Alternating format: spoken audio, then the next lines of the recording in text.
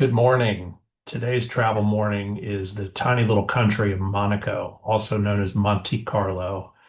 You see it in the picture behind us. It is one of the most picturesque places to visit and in one of the tightest spots you could ever imagine. It's in between France and Italy and right nestled in between the mountains and the Mediterranean Sea. I had the benefit of visiting Monte Carlo or Monaco twice. In 2010, we were staying in Provence and we drove into it, which was an adventure. Both the scenery as you're going through the different French coastal towns and cities, but then also we happened to be going in May, which is at the time they were setting up for the Monte Carlo Grand Prix, which made a lot of street closures in an already tight city, in an already tight spot, and it rivaled some of the worst DC and New York City traffic I'd ever been in. That being said, it's one of the most picturesque places I've ever seen. It's very, yeah, of course, mentioned tight, but it's also very steep, very vertical, and very opulent. The yacht basin is just a reservoir of money and wealth. The casino, you can visit part of it without being a gambler.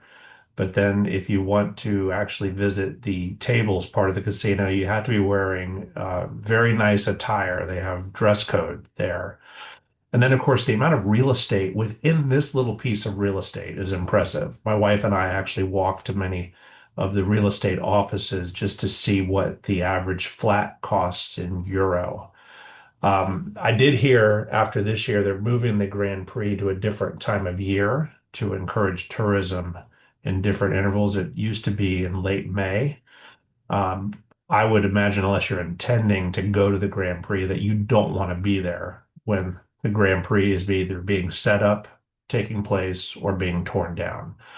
And then again, we went in 2018 on the end of a long cruise, and we had an overnight in Monaco from the harbor attached to the pier. And I will tell you what a view to see this place from the water. The high rises just rising straight up from the yacht basin, full of multi-million dollar yachts. Just an impressive array.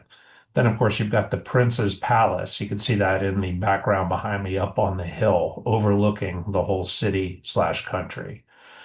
My wife and I did have the opportunity to walk much of the downtown.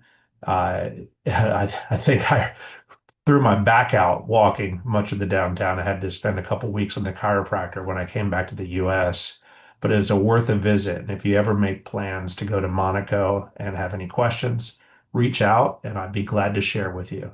Take care.